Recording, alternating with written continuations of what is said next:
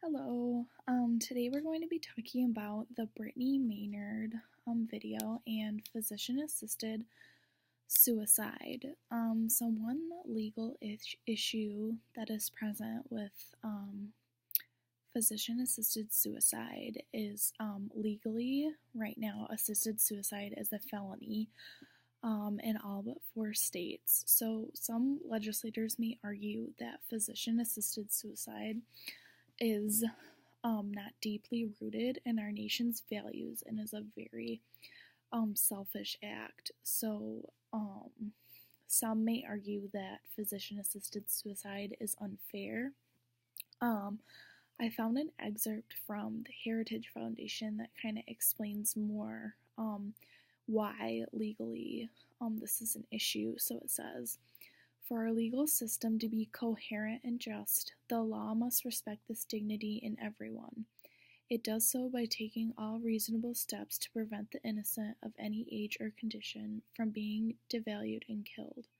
Classifying a subgroup of people as legally eligible to be killed violates our nation's commitment to equality before the law, showing profound disrespect for and callousness to those who will be judged to have lives no longer worth living, not least the frail, elderly, the demented, and the disabled. No natural right to physician-assisted suicide exists, and arguments for such a right are incoherent.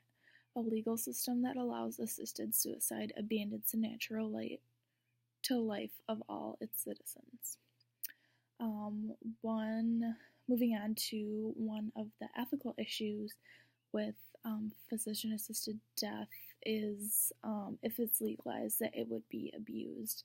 So physician-assisted suicide is really for those that are terminally ill, like Brittany Maynard in the video was terminally ill with brain cancer. Personally, I believe that it should be available for those that are terminally ill, but there are those people out there that have depression or life just isn't going their way, and they could fall into the wrong hands and seek this out, and they really just need the support that they aren't getting, and they need to get help. So physician-assisted suicide is for those who are terminally ill, not those who are mentally incompetent at the time. But that's one of the issues and one of the things at stake if we were to make this legal. So there obviously would have to be a system and barriers put up so it is only accessible to those that are at the end of life, that can't have the quality of life that they really want anymore.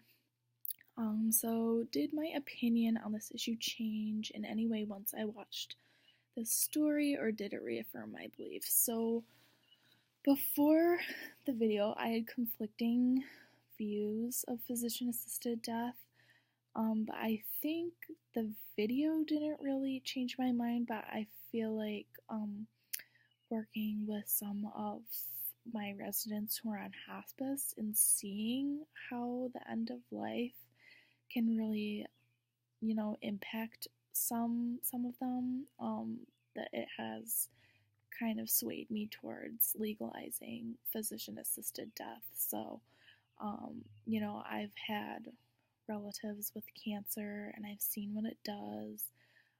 I've seen people with Parkinson's, people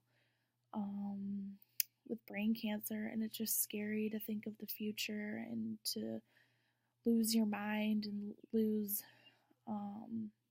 all bodily function. And people should go out with dignity, I believe, and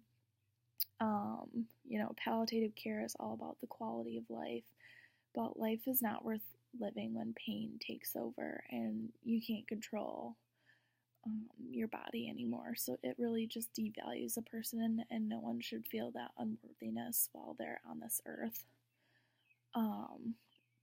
So that kind of answers question 3 as well, that I am for physician assisted suicide.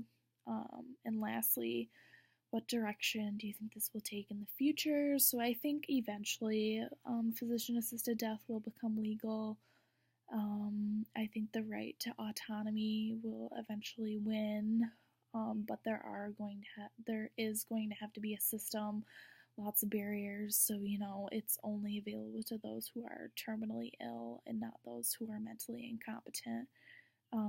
It is something that is exclusive to those who do end up in these unfortunate situations of being terminally ill. So, yeah, that's just a little bit about these sad situations. Thanks.